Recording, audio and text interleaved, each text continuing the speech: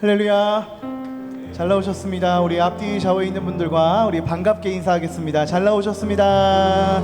잘 나오셨습니다. 잘 나오셨습니다. 우리 다 함께 영광의 주님 앞에 할렐루야 외치며 찬양하며 나아가십시다.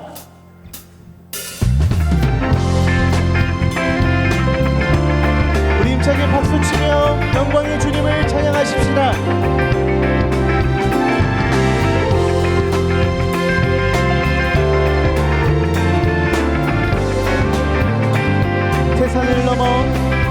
태산을 넘어 험곡에 가도 빛 가운데로 걸어가면 주께서 항상 지키시기로 약속한 말씀. 다시 한번 태산을 넘어 험곡에 가도 빛 가운데로 걸어가면 주께서 항상 지키시기로 약속한 말씀 변치 않네. 하늘의 영광 나의 맘속에 차고도 넘쳐 할렐루야를 힘차게 불러 영원히 주를. 2절 가사로 캄캄한 밤에 다닐지라도 주께서 나의 길 되시고 나에게 밝은 빛이 되시니 길 잃어버린 염려 없네. 아멘. 하늘의 영광 나의 맘속에 차고도 넘쳐 할렐루야를 힘차게 불러 영원히. 다시 한 번 더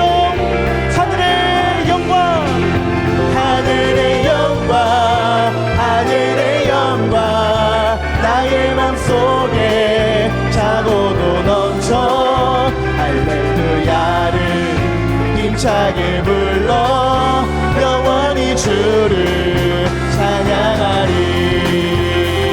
아멘.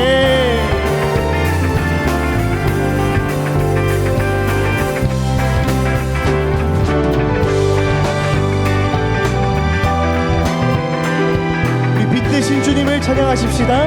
광명한 그 빛 마음의 바다 찬란한 천국 바라보고 할렐루야를 힘차게 불러 날마다 빛에. 다시 한 번 더 광명한 그 빛 마음의 바다 찬란한 천국 바라보고 할렐루야를 힘차게 불러 날마다 빛에 걸어가리. 하늘의 영광 나의 맘속에 차고도 넘쳐 할렐루야를 힘차게 불러 영원히 주를. 다시 한번 하늘의 영광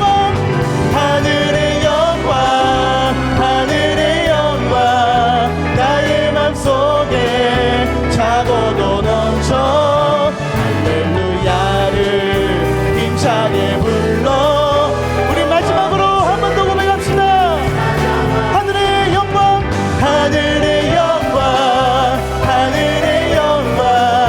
나의 맘속에 차고도 넘쳐 할렐루야를 힘차게 불러 영원히 주를 찬양하리.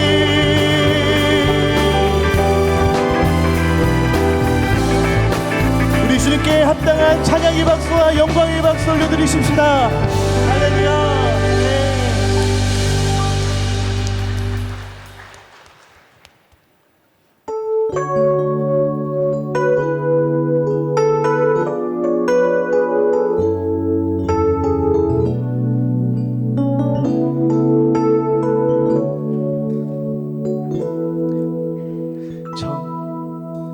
천번을 불러봐도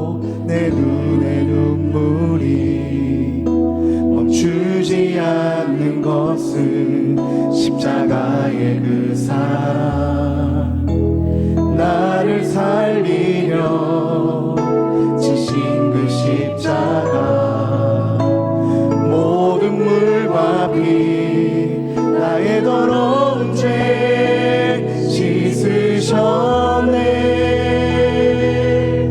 나를 향한 그 사랑 생명을 내어주사 영원한 생명을 내게 주심을 감사해.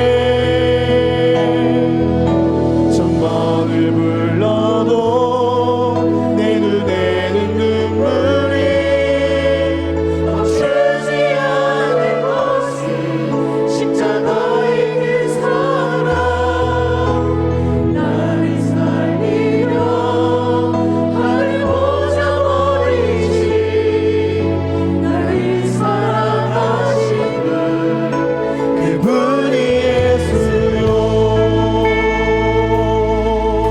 우리 다시 한번 고백하십시다.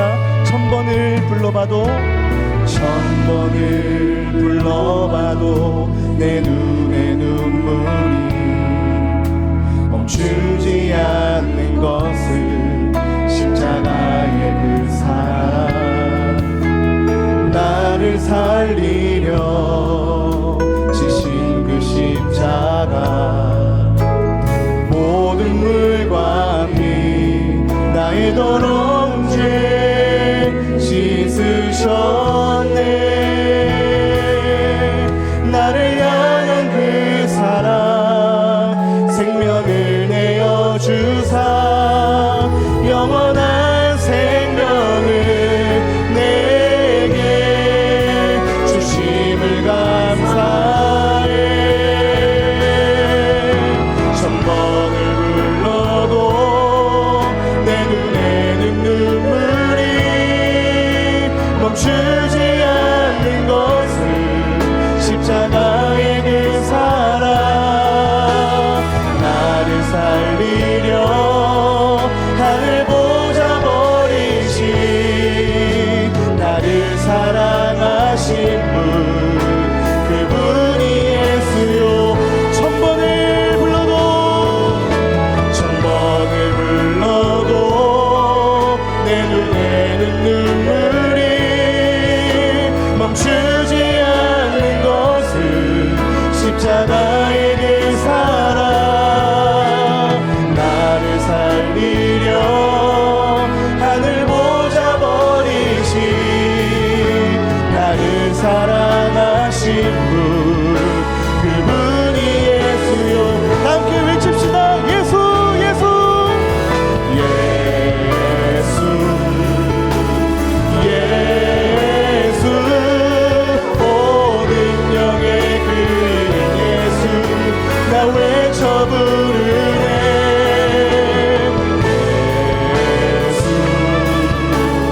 예수 오 구원의 그 이름 예수 나 외쳐 부르네.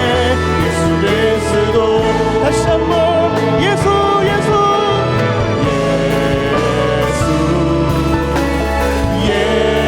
예수 오 능력의 그 이름 예수 나 외쳐 부르네.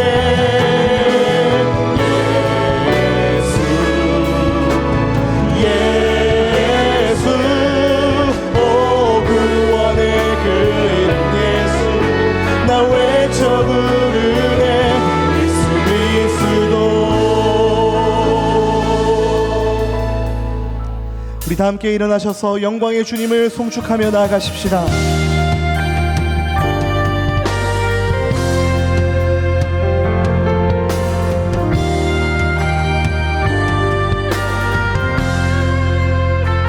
주 여기 운행하시네 주 경배 주 경배 주 여기 역사하시네 주 경배 주 경배 주는 세리를 만드신 분 기적을 행하시는 분 그는 우리 하나님 주님 약속을 이루시는 분 어둠 속을 밝히시는 빛 그는 우리 하나님 주님 마음 만지네 주님 마음 만지네 주경배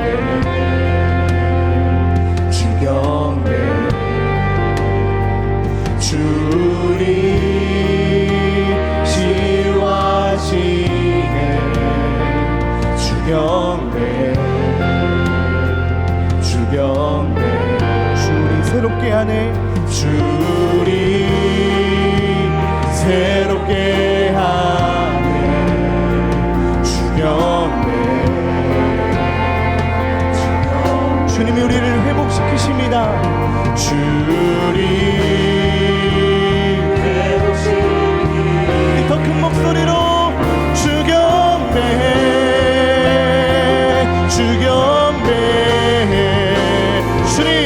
주님 세기를 만드시는 분 큰 기적을 행하시는 분 그는 우리 하나님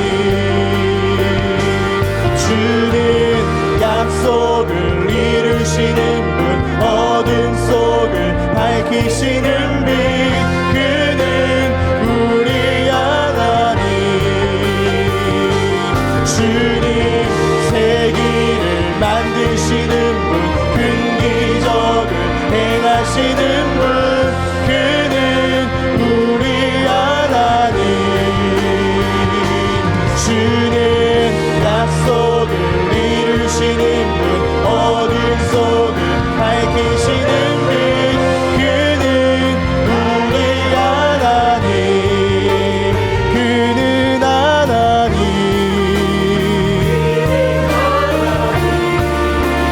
그는 하나님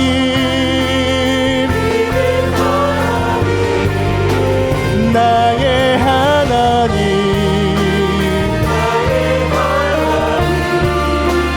나의 하나님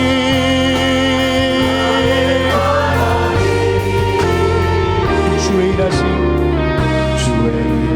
볼 수 없어도 주의 일하심 알 수 없어도 주는 결코 멈추지 않네 주는 결코 멈추지 않네 주의 일하심 볼 수 없어도 주의 일하심 알 수 없어도 주는 결코 멈추지 않네 주는 결코 멈추지 않네 비록 내게 보이지 않아도 때론 느낄 수 없을 그때도 일하시네 주님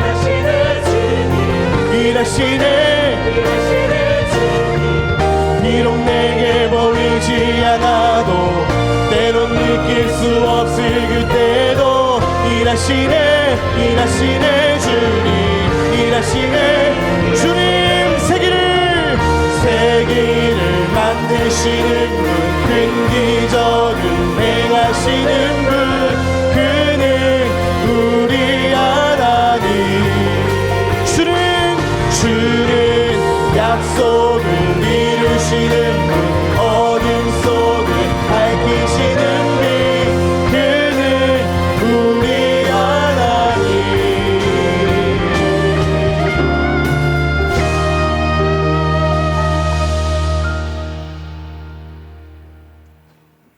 하나님은 영이시니 예배하는 자가 영과 진리로 예배할지니라. 아멘.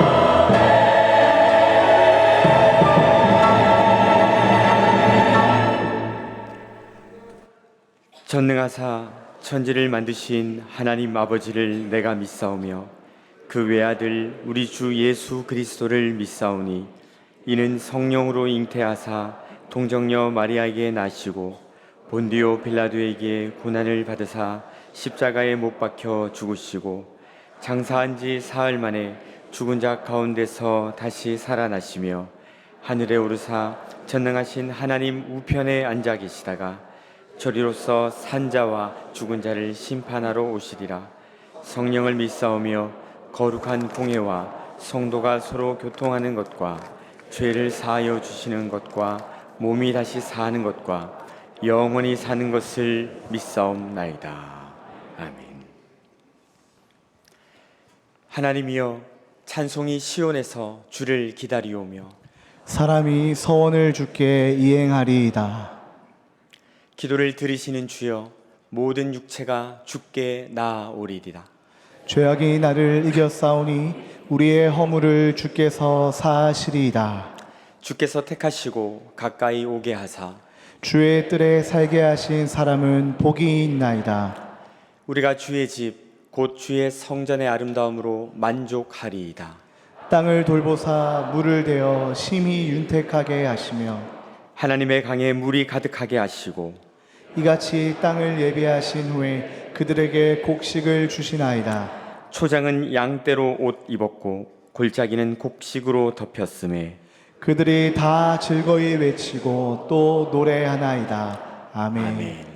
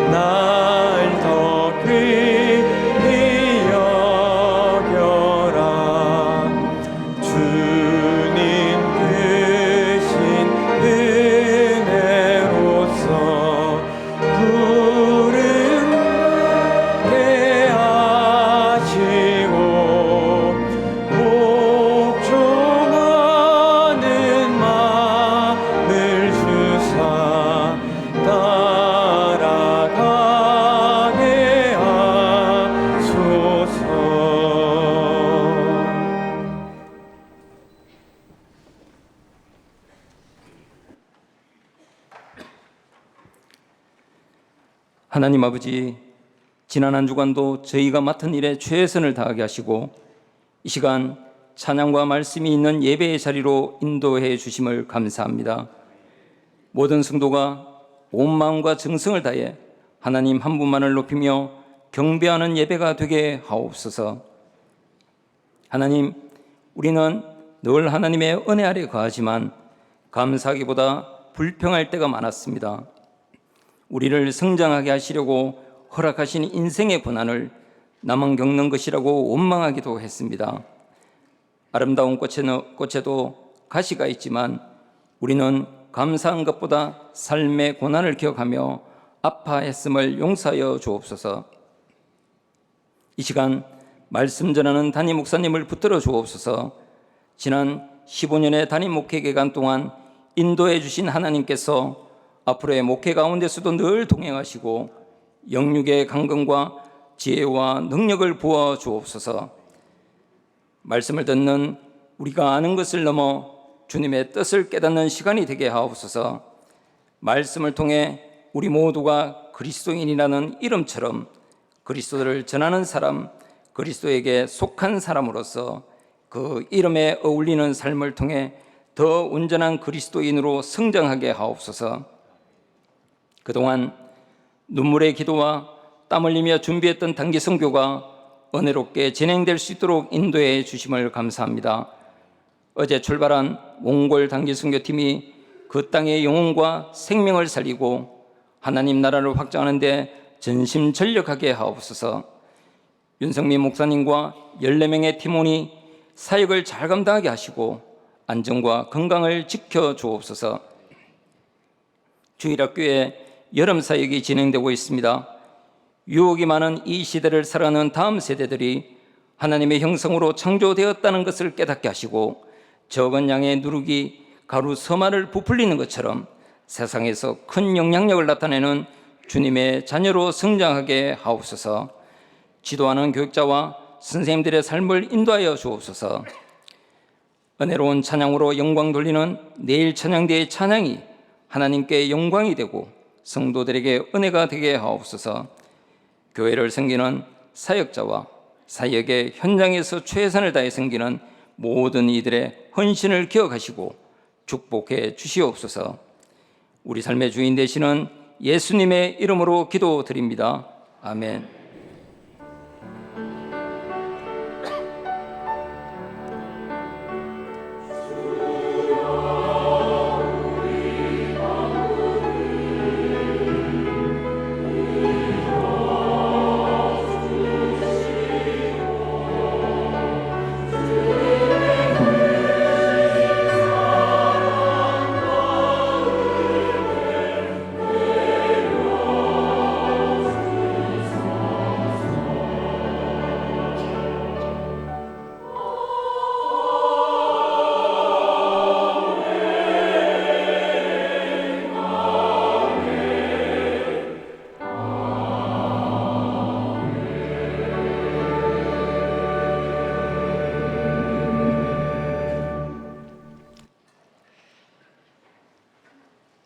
교회 소식을 함께 나누겠습니다. 주보를 참조해 주시기 바랍니다. 먼저 주일 광고입니다. 갈렙 원래회와 권사 원래회가 있습니다. 경로 무료 급식소 정기봉사 B팀을 모집합니다. 봉사 시간은 월 1회이며 네 번째 수요일 오전 9시 30분부터 오후 1시 30분까지입니다. 최소 10분 모집을 하고요. 8월 4일 주일까지 신청하실 수 있습니다. 자세한 사항은 이승수 목사님에게 문의하시면 되겠습니다. 주중 광고입니다. 청년 3부 여름 수련회와 유년부 여름 성경학교를 진행합니다. 다음 세대들을 위해서 계속 기도 부탁드립니다. 내일 365 기도회가 25일 목요일 비전 701에서 있겠습니다. 작년부 몽골 단기 선교팀이 26일 금요일에 복귀할 예정입니다. 성령 충만한 사역들 잘 감당할 수 있도록, 그리고 은혜롭고 안전한 선교 일정 되도록 기도 부탁드립니다. 예친 여름 방학 활동 안내입니다. 구약 성경 필사는 사무엘상 하를 본문으로 진행을 합니다. 필사 용지는 사무실에 비치가 되어 있습니다. 또한 각 예침별로 기독 유적지를 탐방하시고 과제물을 제출해 주시면 감사하겠습니다. 예고 광고입니다. 7월 29일부터 31일까지 고등부 여름 수련회가, 그리고 8월 1일부터 3일까지 중등부 여름 수련회가 진행됩니다. 교우 소식으로 장례를 당한 가정들이 있습니다. 성도님들의 많은 위로와 기도 부탁드립니다. 함께 하나님 말씀 보시겠습니다. 오늘 하나님께서 우리에게 주시는 말씀은 누가복음 19장 28절에서 48절까지 말씀입니다. 누가복음 19장 28절에서 48절까지 본문 중에 28절부터 31절까지 본문을 제가 봉독하겠습니다. 예수께서 이 말씀을 하시고 예루살렘을 향하여 앞서서 가시더라. 감람원이라 불리는 산 쪽에 있는 벳바게와 베다니에 가까이 가셨을 때에 제자 중 둘을 보내시며 이르시되 너희는 맞은편 마을로 가라. 그리고 그리로 들어가면 아직 아무도 타보지 않은 나귀 새끼가 매여 있는 것을 보리니 풀어 끌고 오라. 만일 누가 너희에게 어찌하여 푸느냐 묻거든 말하기를 주가 쓰시겠다 하라 하시매. 아멘.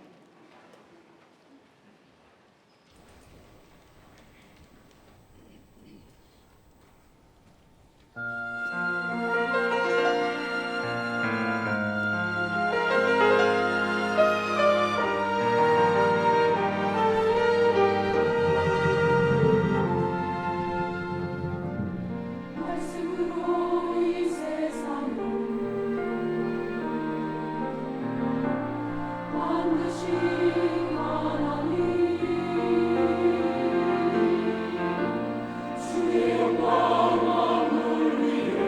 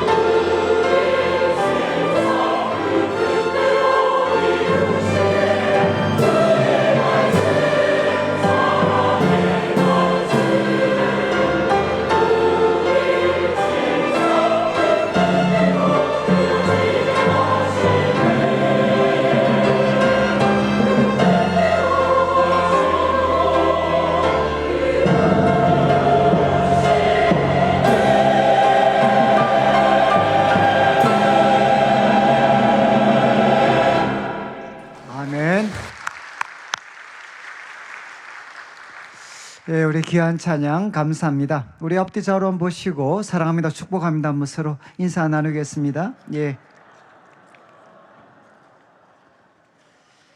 오늘 저희들이 이제 계속해서 누가복음 말씀을 좀 나누겠는데 이제 분량이 조금 많습니다. 이제 28절부터 48절까지 말씀인데 이제 주보 3면의 문제지를 좀 보시면서 우리가 말씀을 들으시면 좋겠습니다.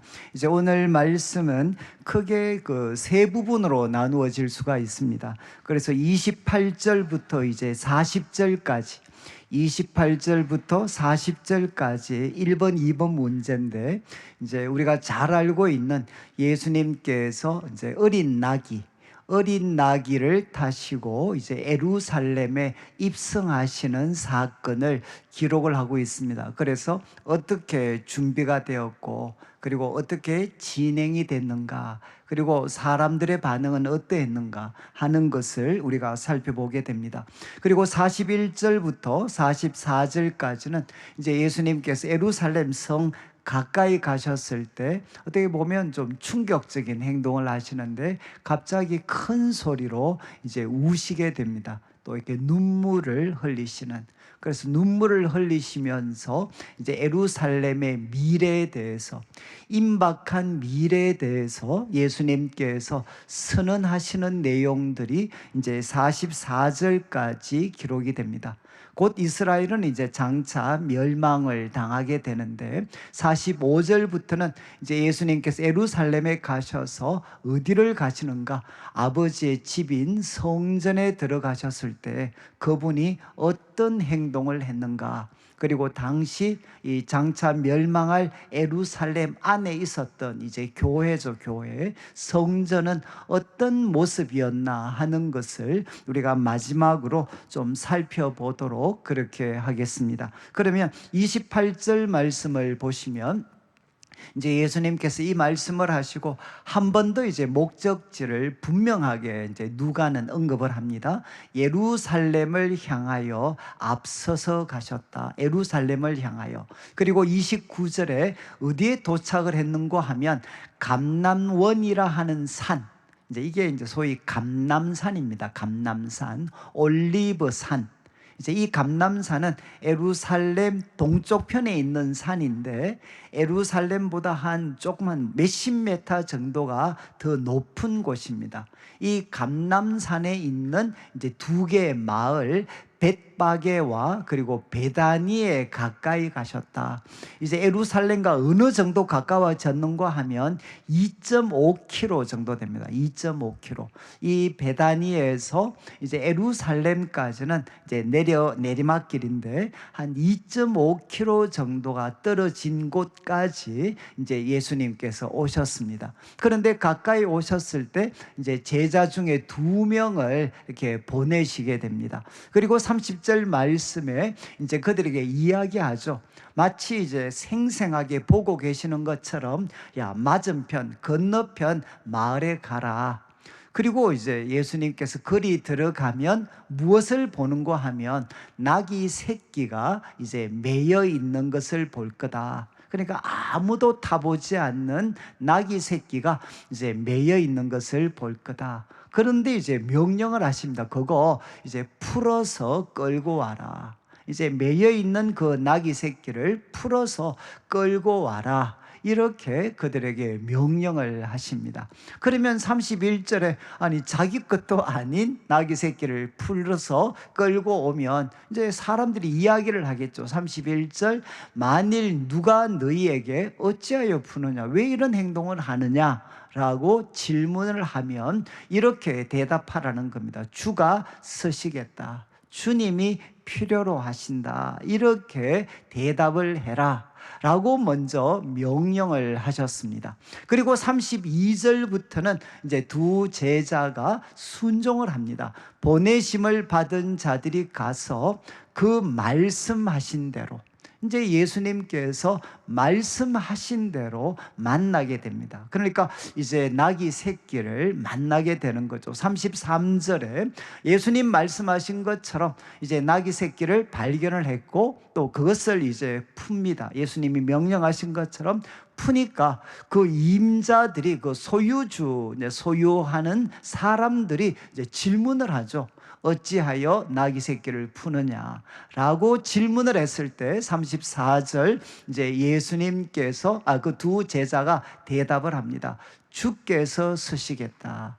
또 주님이 필요로 하신다라고 말을 하게 되고 35절을 보면 이제 35절에 그것을 예수께로 끌고 오게 됩니다. 두 제자가 이제 이 나귀 새끼를 끌고 오게 됩니다. 그러니까 우리 성도님들이 잘 아시는 내용이고, 왜 예수님께서 결국 이런 행동을 명령을 하셨고 또 나귀 새끼를 가져와서 이 나귀 새끼를 타고 예루살렘으로 들어가시려고 하는가? 그래서 마태나 마가복음을 보면 스가랴서의 말씀이 인용이 되어져 있습니다. 스가랴 9장 9절 우리 자막에 보시면 스가랴 선지자가 이렇게 그 예언을 했습니다. 시온에 따라 먼 훗날 이런 날이 일어날 거라는 거죠. 시온에 따라 크게 기뻐해라. 또 예루살렘에 따라 절거이 부를지어다. 그러면서 이유를 설명합니다. 보라, 내 왕이 내게 임할 것이다. 하나님이 준비하신 왕, 그리고 이제 메시아가 바로 너에게 임할 거다. 근데 그분에 대해서 세 가지를 설명합니다. 그분은 의로우신 분이시다. 그분은 공의로우시고, 그리고 두 번째는 능력입니다. 능력을 가지시고 구원을 베푸실 분이십니다. 근데 하나 인상적인 첨가를 합니다. 그분은 의로우신 분이시고, 그리고 또 그분은 구원을 베푸시는 강력한 능력을 가진 분이신데, 거기에다가 그분은 겸손하신 분이시다. 그분은 하나님 앞에, 그리고 또 그가 다스리는 백성들 앞에 참 겸손하셔서 무엇을 타실 건가? 나귀를 타실 거다. 그런데 또 수식어를 붙입니다. 나귀의 작은 것, 곧 나귀 새끼를 타고 바로 오실 거다. 이렇게 스가랴 선지자가 예언을 했습니다. 결국 예수님께서 2명의 제자들을 보내셔서 이렇게 나귀 새끼를 준비하게 하신 것은, 이유는 결국 이 스가랴 선지자의 예언의 말씀, 이 말씀을 이제 이루기 위해서죠. 자, 그러면 좀 정리를 하면, 예수님께서는 스가랴 선지자를 통해서 예언하신 그 하나님의 놀라운 계획을 이루기 위해서 2명의 제자를 보내셨습니다. 그런데 이 일은 결국 두 사람의 순종이죠. 2명의 제자의 순종. 또 하나는 이름을 알지 못하지만 이 나귀 새끼, 어린 나귀의 그 소유주가 되는 사람이 주께서 필요하시겠다라고 말씀을 하셨을 때 그가 순종했기 때문에, 여러분, 이 구원을 향한 하나님의 놀라운 계획이 이제 이루어지게 되었습니다. 두 제자와 그리고 이 나귀 새끼의 소유주의 순종을 통해서 이 일이 일어나게 됐습니다. 여러분, 이제 이 말씀을 들으니까 좀 마음이 좀 불편하신 분들 혹시 없으신가요?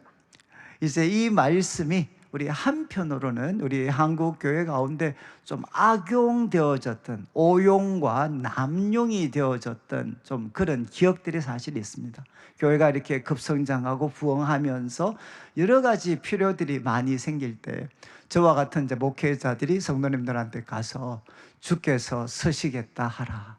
그때 때로는 집을 요구하기도 하고 또 때로는 차를 요구하기도 하고, 그래서 아마 이런 것 때문에 제가 볼 때는 고통을 아마 당하신 기억들을 갖고 계시는 분들이 계실지 모르겠습니다. 그래서 제가 이 말씀 저도 이제 묵상하면서 갑자기 무슨 생각이 들었나, 이때 도대체 어린 나귀 새끼 한 마리가 얼마쯤 했을까?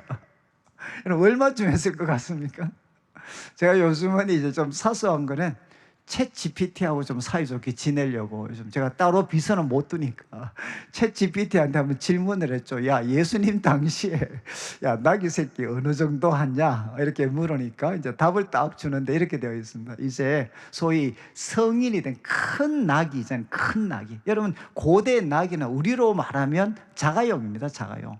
먼 곳을 우리가 오갈 때 가장 중요한 교통수단이 이 나귀였거든요. 나귀.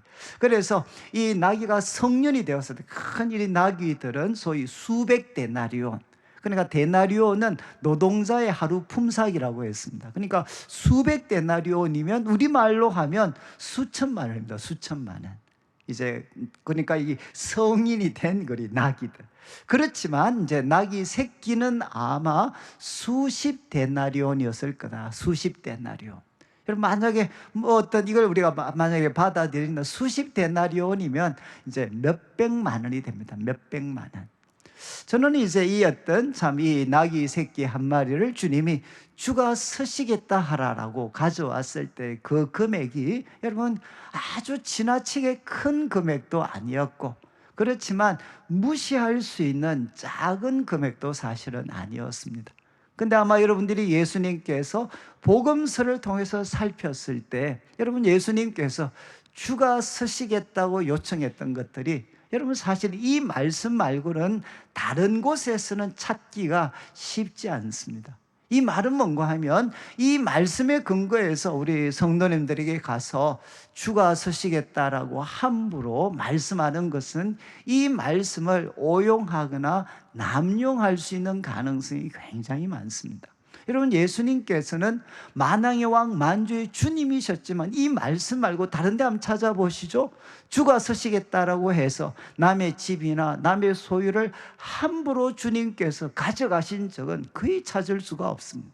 이제 예수님께서는 입성하시면서 예루살렘을 입성하시면서 이제 오늘날로 하면 한 수백만 원, 그리고 좀 중고차 좀 싼 거, 이거 이제 하나 이제 요청을 하신 거죠. 주가 서시겠다라고 요청해서 여러분 반응하게 됩니다. 그리고 또 한 가지 경우는 이제 이렇게 우리 한국교회가 그동안 주님께 물질로 섬기는 것 때문에 지나친 헌신을 했고 또 이 가운데 피해를 당한 또 피해의식을 갖고 계시는 분들이 많이 계십니다.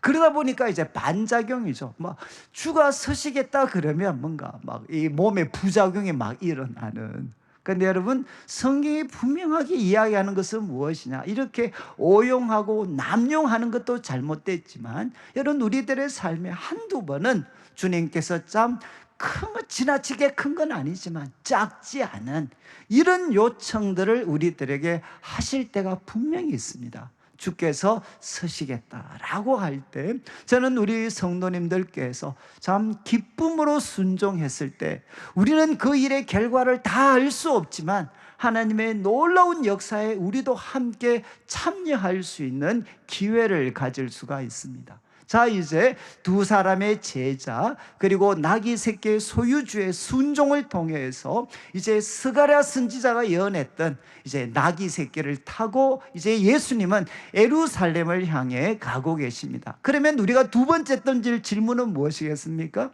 왜 하나님께서는 이런 왕의 모습을 바로 예언을 하셨나? 왜 예수님은 이런 나귀 새끼를 타고 이제 하나님의 도성 예루살렘, 그리고 그분은 왕으로 입성을 하셨는가? 이 말씀이 주는 교훈은 무엇인가?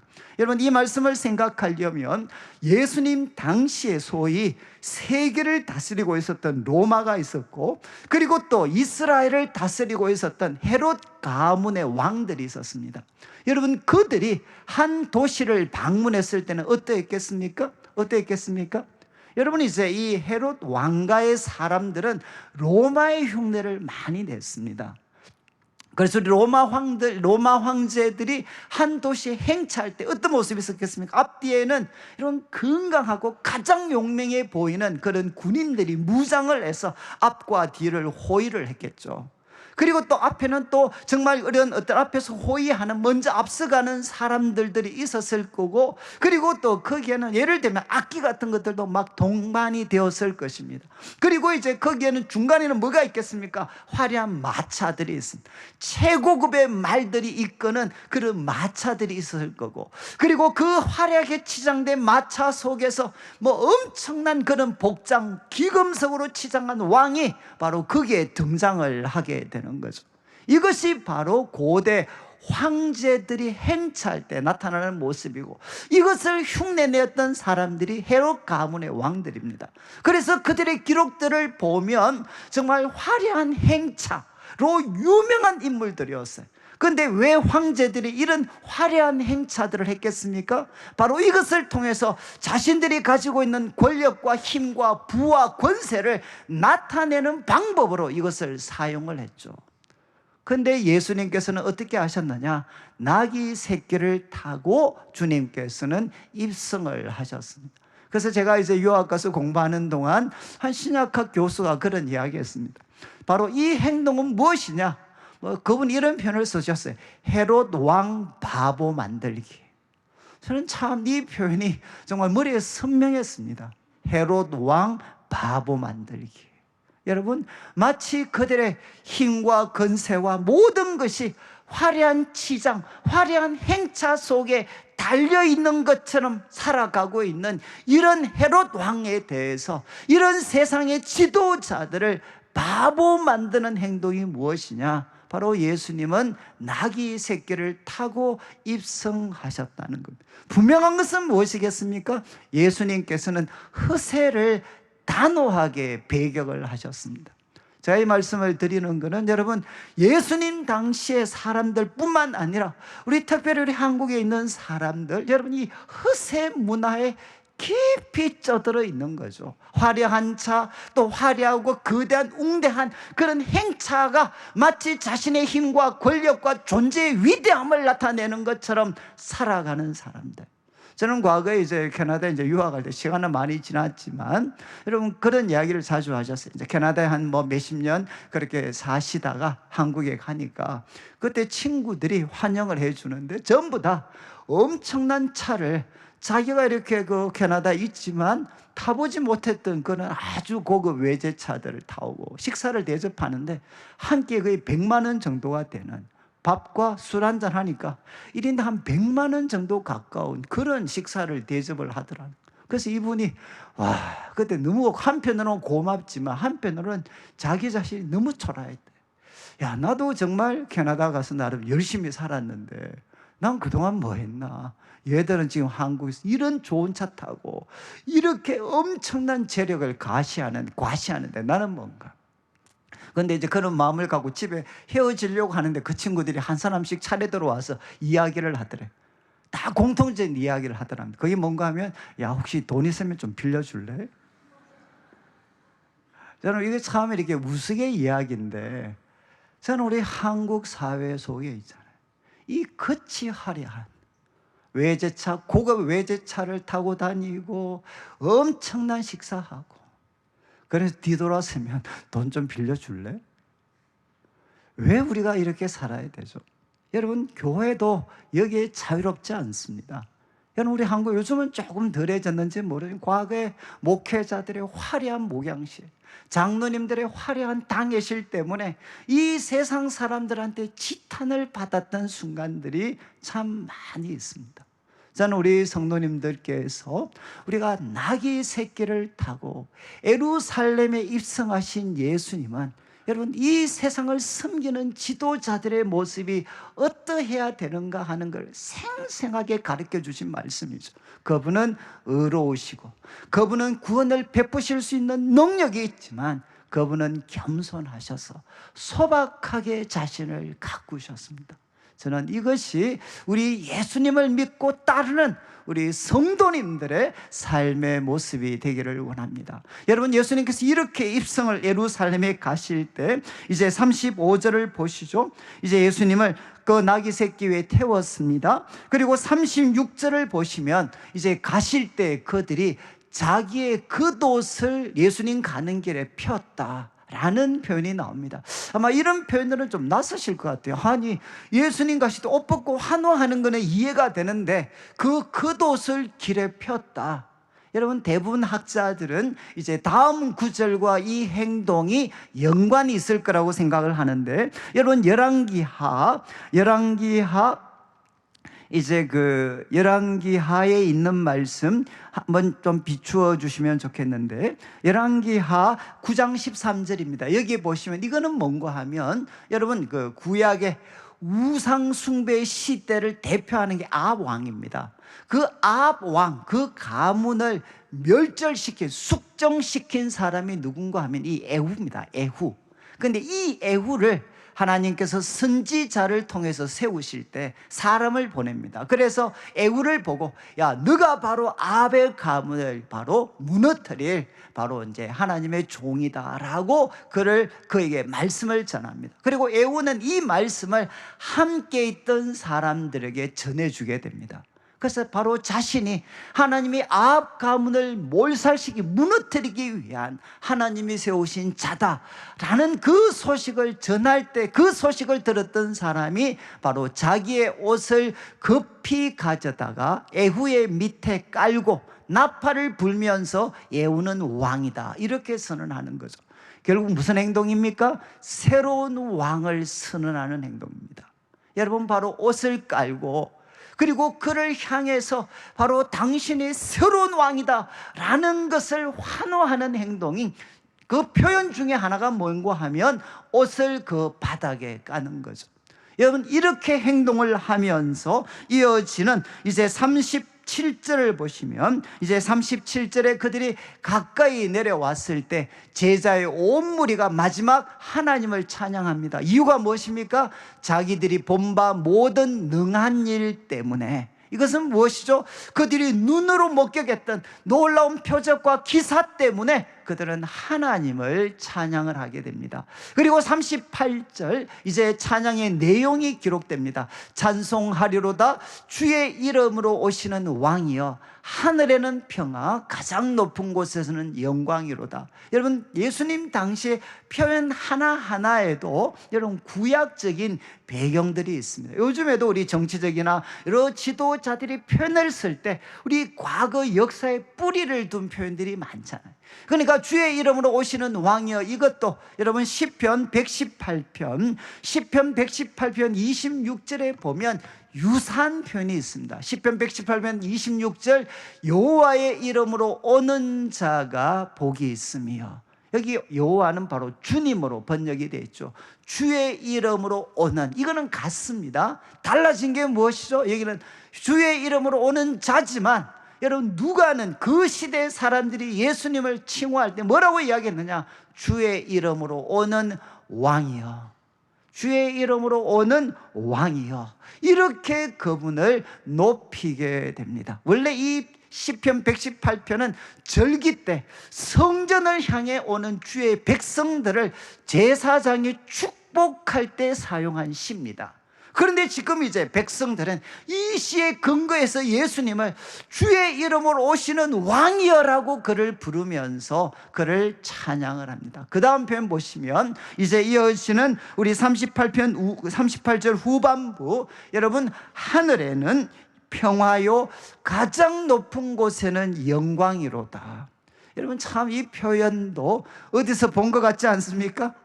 이제 누가복음 2장 14절을 보시면 천사들이 예수님 탄생할 때 지극히 높은 곳에서는 하나님께 영광이요, 지금 본문 바로 뒷부분에 있는 표현이죠. 하나다는 것은 무엇입니까? 땅에서는 하나님이 기뻐하신 사람들 중에 평화로다. 여기는 땅의 평화. 그런데 지금 우리가 살피는 이 19장 38절은 하늘의 평화입니다. 이 하늘의 평화, 이거는 관점의 차이라고, 이 카메라를 비추죠. 앵글을 다르게 하면 장면이 다르게 보이잖아요. 결국 쉽게 말씀드리면 지금 이 사람들이 예수님을 향해 불렀던 노래가 무엇이냐? 바로 당신은 누구냐? 주의 이름으로 오시는 새로운 왕입니다. 그리고 당신은 앞으로 어떤 일을 하시게 되느냐? 하늘에는 평화. 이 말은 뭔가 하면 하늘의 평화를 이 땅에 가져오시는 분, 그리고 지극히 높은 곳에서는 영광입니다. 하나님의 영광을 가장 찬란하게 이 세상 가운데 나타낼 분이십니다. 이렇게 그들은 바로 주님을 향해 노래를 하게 됩니다. 여러분 이 이미지는 잘 기억하시면 좋겠네요. 우리 예수님은 누구시냐? 여러분 그분은 하늘의 평화를 우리에게 가져다 주시는 분, 그리고 우리 하나님의 영광을 가장 찬란하게 비추시는 분이 우리 예수님이십니다. 이렇게 노래를 했을 때 39절을 보시면 무리 중 어떤 사람이, 특별히 바리새인들이죠, 바리새인들, 여러분 그들이 뭐라고 반응 보이느냐? 선생이요, 선생이요. 여러분 제자 중 무리들과 여기 등장하는 어떤 바리새인들이 예수님을 부르는 호칭에 있어서 큰 차이가 있죠.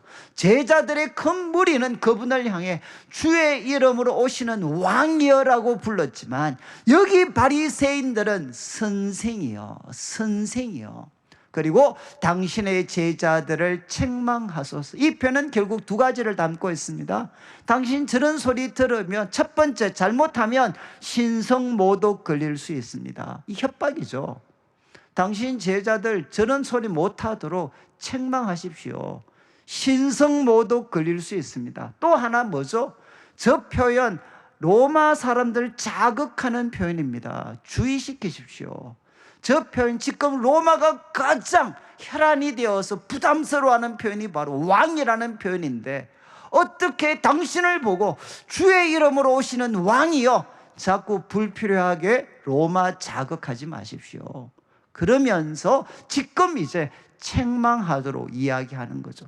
여러분 40절에 예수님의 반응이 무엇이냐? 40절을 보시면 내가 너에게 말하는데 만일 이 사람들이 침묵하면 돌들이 소리 지를 거다. 정말 참 유명한 표현이죠. 만일 이 사람들이 침묵하면 돌들이 소리를 지를 거다. 이 말은 무엇이겠습니까? 너희가 강요해서 사람들 침묵시키면, 그러면 이 찬양의 소리가 없어지는 게 아니라 돌들이 소리를 지를 거다. 우리 하나님의 놀라운 계획, 그리고 그분의 놀라운 뜻을 사람들을 침묵시킨다 하더라도 돌들이 소리 지를 거다. 여러분, 이 말씀의 배경이 하박국 2장, 우리 하박국 2장에 나오는 표현을 한번 보시죠. 2장 11절. 이건 반대 경우입니다. 여러분, 바로 하나님의 뜻을 거스리고 하나님의 백성들을 짓밟고 자신의 이기적인 목적을 위해서 사람들을 약탈하고 그렇게 살아가는 사람들, 내가 하는 행동은 아무도 모를 거야 라고 이야기하는 사람들에 대해서, 야, 담에서 돌이 부러지고 집에서 들보가 응답할 거다. 이 말은 무엇이겠습니까? 누구도 숨길 수가 없다는 것입니다. 야, 너희 집에 있는 담에서 돌이 소리를 지를 거고, 그리고 집에 있는 들보가 그 말에 응답할 거야. 이 말은, 진리는 누구도 억압할 수가 없다는 겁니다.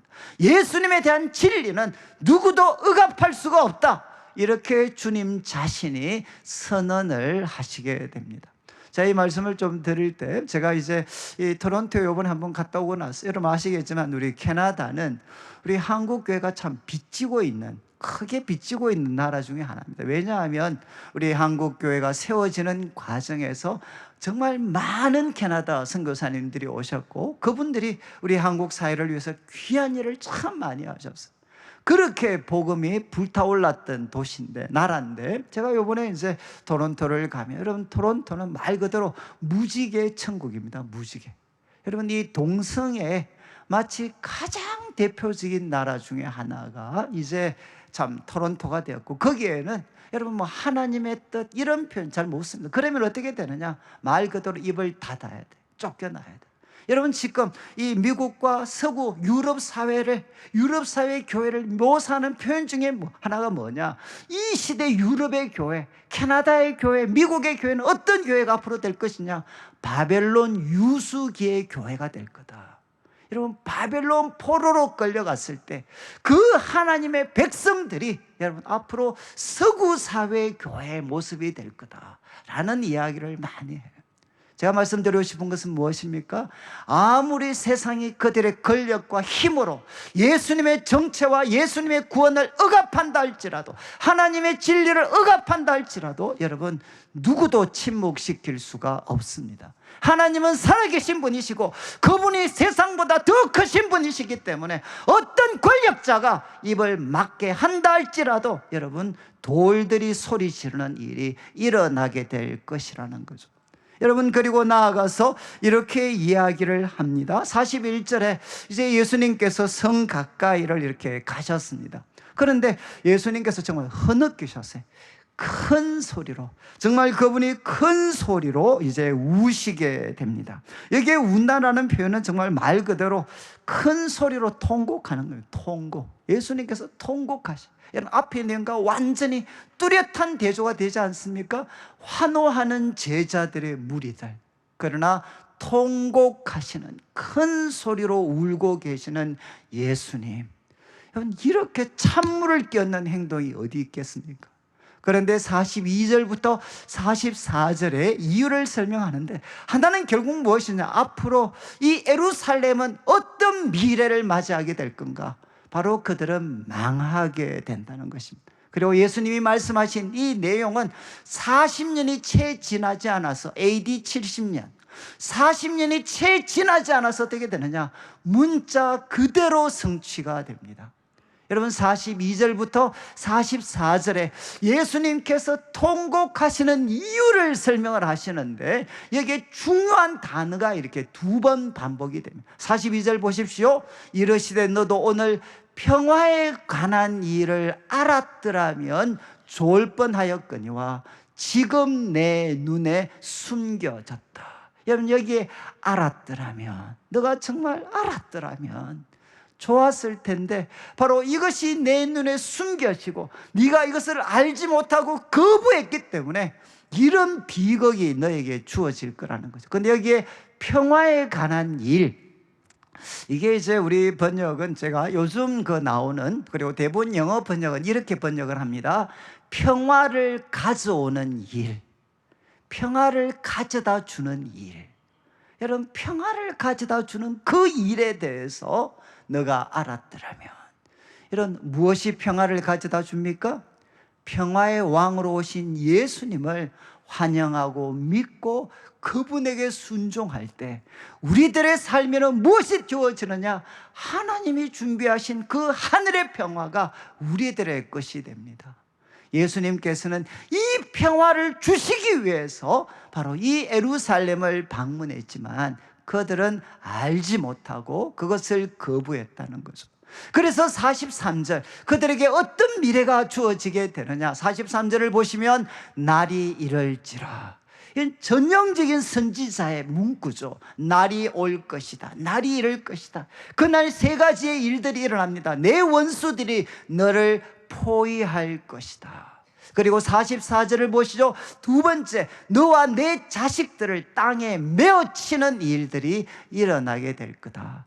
그리고 세 번째, 돌 하나도 돌 위에 남지 않는 일들이 일어나게 될 것이다. 그리고 이 세 가지 일은 말씀드린 것처럼 AD 70년, 주 70년에 이런 문자 그대로 로마 군대에 의해서 이것은 현실이 되게 됩니다. 돌 하나가 돌 하나 위에 남지 않고 그들과 그들의 자녀들이 땅에 메어침을 당하고 포위당하는, 그래서 정말 이스라엘 사회가 2000년 동안 역사 가운데서 사라져 버리는 일들이 이제 일어나게 됩니다. 그런데 재밌는 것은 44절 마지막 그것을 설명할 때 이유를 설명합니다. 이는 또 알지 못함을 인함이라. 이건 두 번째죠. 알지 못함을 인함이라. 무엇을? 보살핌 받는 날을 알지 못함을 인함이라. 여러분, 이 보살핌을 받는다는 말이 과거 이제 개혁 성경은 권고의 날, 뭐 이렇게 표현을 하기도 했는데 이걸 우리말로 번역하기가 좀 쉽지 않습니다. 그런데 핵심적인 뜻은 무엇이냐? 방문입니다. 방문. 그러니까 에피스코페라고 해서 방문입니다. 방문. 너가 하나님의 방문, 하나님이 방문하시는 날을 너가 알지 못했기 때문이다. 그런데 이 단어는 구약에서도 정말 중요해. 하나님께서 방문하셨다, 그분이 찾아오셨다. 출애굽을 설명할 때도 그분이 찾아오셨다.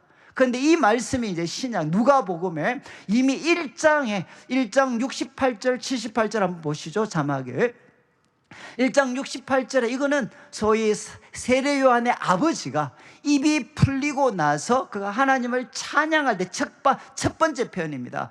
주 찬송하리로다 주 이스라엘의 하나님이요, 이렇게 표현했죠. 그 백성을 돌보사. 이 돌보사가 같은 단어입니다. visit. 바로 하나님께서 그 백성을 방문하셨습니다. 이게 무엇이죠? 요한과 예수님을 통해서 이루어지는 구원 사역을 이렇게 표현했습니다. 하나님이 그 백성을 방문하셨습니다. 우리 교회 용어로 하면 하나님이 그 백성을 신방해 주셨습니다.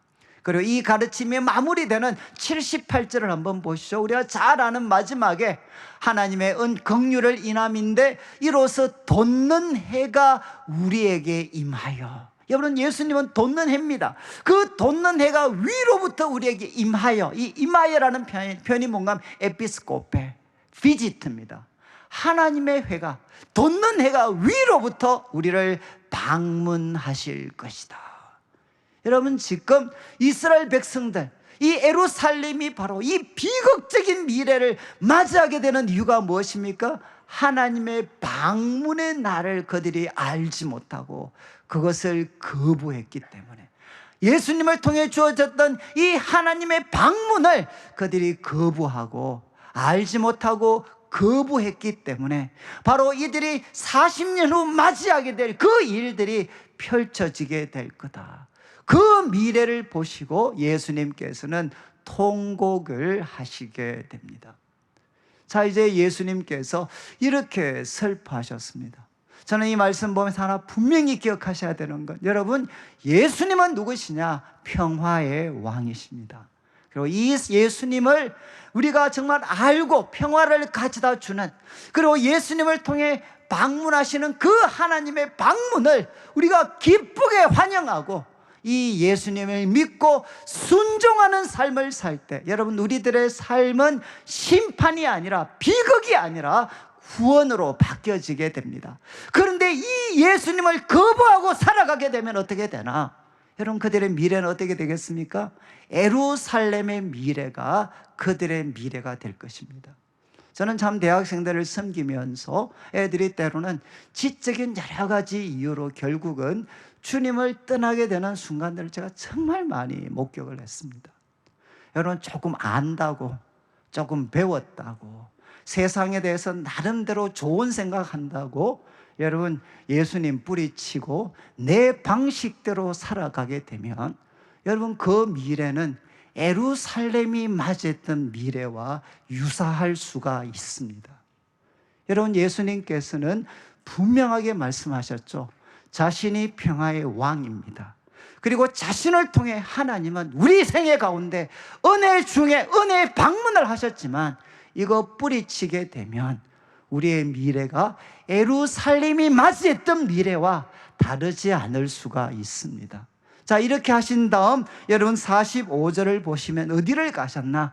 이제 이것은 앞으로 펼쳐지는 내용입니다. 그분은 성전에 들어가셨고, 오늘 말씀뿐만 아니라 이제 20장부터는 이 성전에서 일어났던 일들이 기록이 됩니다. 성전에 들어가셨습니다. 그런데 한마디로 누가는 짧게 기록합니다.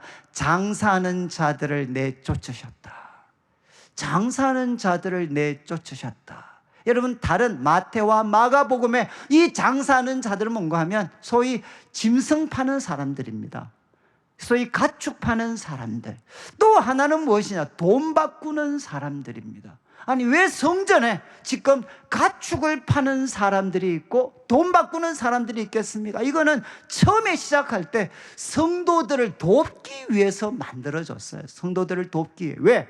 지금 이스라엘 백성들이 여러분 그 먼 곳에서 예루살렘에 와서, 6월절 같으면 예루살렘에 와서 제사를 드려야 되는데 어떻게 그 가축들을 거기까지 끌고 오겠습니까? 그리고 이스라엘 사회 속에 이스라엘 백성들보다 세계 각지에 흩어져 있는 그 유대인들이 더 많습니다. 여러분, 그들이 어떻게 가축을 끌고 거기까지 오겠어요?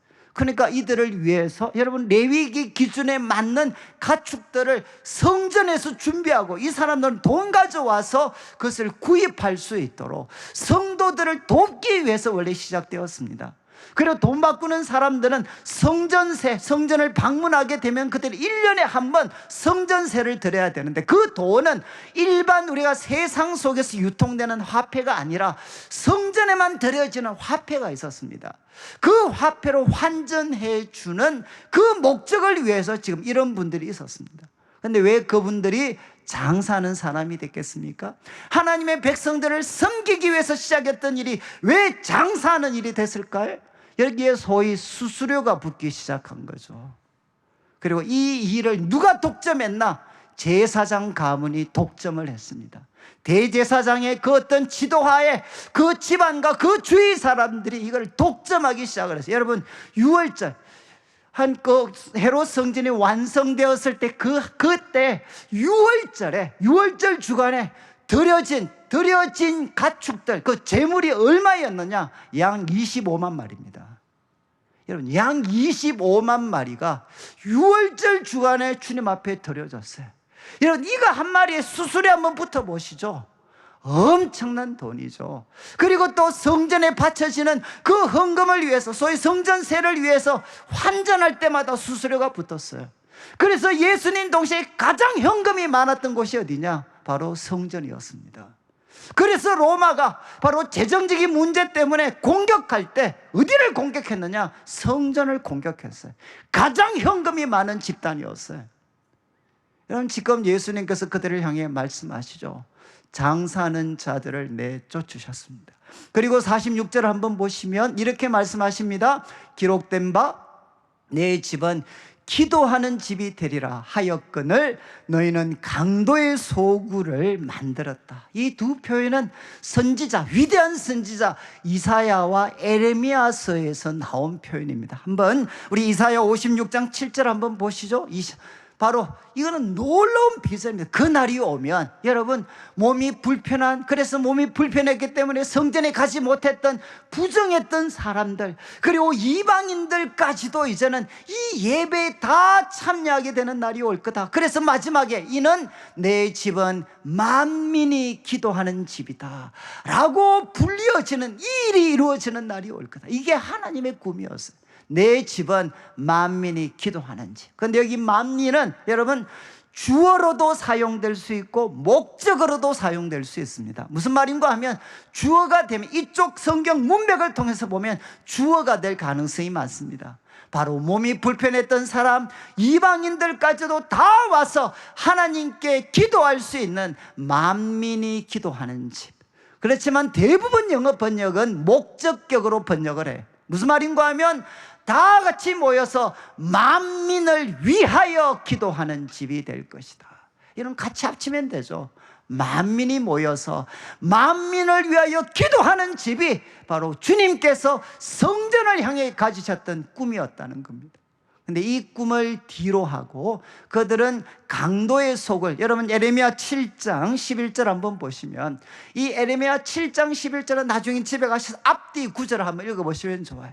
그들이 온갖 나쁜 짓 다 하고 그래도 하나님 우리한테 은혜 베푸실 거다 이렇게 이야기하는 예배자들을 향해서 이렇게 말씀하셨습니다. 너희는 이 집이 강도의 소굴로 보이냐. 여러분 주님을 믿는다면 그게 부합되는 삶을 살아야 되지 않습니까? 그런데 정말 온갖 나쁜 짓 하고 야 그래도 하나님 나한테 은혜 베풀 거야. 이 집이 강도 소굴이야. 이렇게 선지자를 통해 말씀하셨죠.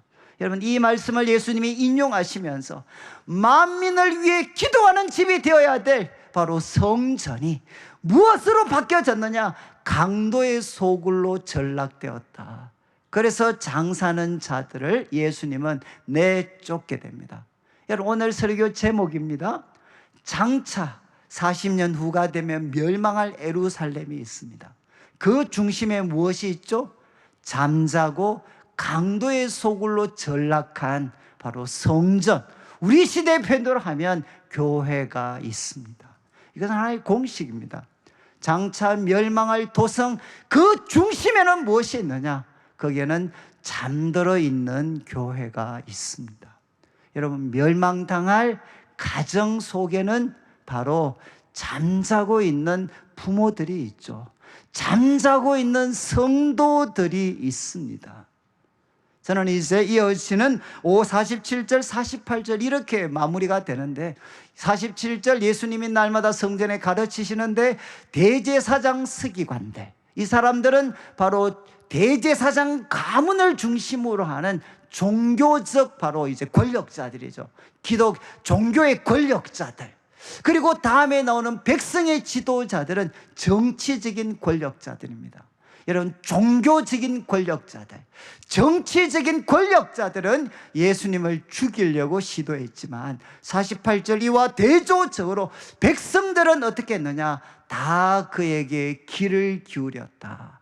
그래서 어찌하지를 못했다라는 말씀으로 이제 19장은 마무리가 됩니다. 여러분 교회는 언제나 여러분 잠자는 교회, 강도의 소굴이 된 교회, 그 중심에는 누가 있겠습니까? 결국은 부패져 버린 지도자들이 있습니다. 여러분 우리 성도님들은 여러분 헌금만 내시지 여러분 교회 조금만 줄 서면 여러분 교회가 돈벌이 시켜줄 수 있는 길을 잘 모르시잖아요. 그래서 저한테 오시면 제가 조금 알려드릴 수 있습니다. 여러분 교회 어디 줄 서면 돈이 나오나. 여러분 저는 참 실제 예수님의 이 말씀이 우리 시대 특별히 한국 교회 가운데 생생한 현실로 되어져 있습니다. 정말 우리 한국 교회 특별히 상층부는 여러분 정말 강도의 소굴로 전락되어져 있습니다. 돈이 있으면 통하지 않는 할 수 없는 일이 없을 것 같은 어느 순간부터 참 우리 한국교회가 만민을 위해 만민이 기도하는 공동체였던 교회가 강도의 소굴로 전락되어져 버리는 이런 아픔을 저희들은 조금씩 보고 있습니다. 저는 여러분, 우리 한국교회가 다시 한번 우리 성도들이 다른 사람 이야기할 필요는 없어요. 여러분 자신, 나 자신이 중요한 거죠. 여러분, 우리들 자신은 어떤가요? 만민을 위해 만민이 기도하는 구성원으로 교회 속에 속해 있나? 아니면 잠들어 있는 사람들, 그리고 평화에 관한 복음을 외면하고 있는 사람들로 우리가 살아가고 있는가? 오늘 말씀을 마무리하면서 우리 성도들, 첫 번째, 우리들의 생애에 주님이 한 번씩 주가 서시겠다라고 말씀하실 때 참 기쁘게 반응하실 수 있는 우리 성도들이 되시고, 그리고 두 번째, 여러분 나귀 새끼를 타신 우리 예수님을 보시면서 여러분, 이 땅의 허영들, 때로는 필요할 수도 있겠지만 이 땅의 허영들 우리가 좀 뿌리치고 예수님 닮아가는 겸손한 지도자들, 겸손한 성도들로 우리가 살아가고, 여러분 성도들이 불렀던 노래, 예수님은 누구시죠?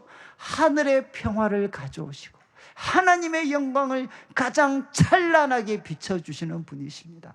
여러분, 이 예수님을 높이고, 그렇지만 성을 향해 울고 계시는 그 예수님을 바라보면서 우리 시대의 교회가 복음을 무시하고 예수 그리스도를 무시하고 인간을 높이고 내 생각을 높이고, 그리고 교회 공동체가 만민을 위해 기도하는 집이 아니라 강도의 소굴로 전락되어지는, 그래서 우리 다음 세대가 그 예루살렘 이스라엘 백성들이 맞이했던 그 비극적인 미래, 그 비극이 우리 시대 우리 후손들의 모습이 되지 않도록 깨어 기도하는, 그래서 우리들의 섬김과 헌신을 통해서 장차 다가오는 것이 멸망이 아니라 장차 다가오는 것이 위대한 구원과 위대한 부흥을 만들어낼 수 있는 우리 성도들 되시기를 주님의 이름으로 축원합니다. 우리 같이 한번 말씀 기억하면서 같이 한번 좀 짧게 기도드리고 우리 기도가 마무리 되면, 오늘은 여성 챔버 콰이어에서 이제 특송이 준비되어져 있습니다. 우리 같이 한번 말씀 기억하면서 우리 짧게 한번 같이 기도드리도록 하겠습니다. 기도드리겠습니다. 하나님 아버지 감사합니다. 하나님, 저희들을 기억하여 주시고 우리들 자신이 하나님 장차 멸망할 도성 속에 잠자고 있는 교회가 되지 않도록, 잠자고 있는 우리들이 되지 않도록 도와주시고, 주님의 몸된 교회가 만민을 위하여 만민이 기도하는 공동체가 되어야 되는데, 하나님 이 자리에 우리가 설 수 있도록 하나님 아버지, 강도의 소굴로 만들어지는 일이 없도록 주님 우리를 지켜주시고 불쌍히 여겨 주시옵소서. 특별히 하나님, 우리 금요일과 또한 아버지의 오후 예배를 통해서 우리가 모일 때마다 기도하는 일에 힘쓸 수 있는 은혜를 베풀어 주시옵소서.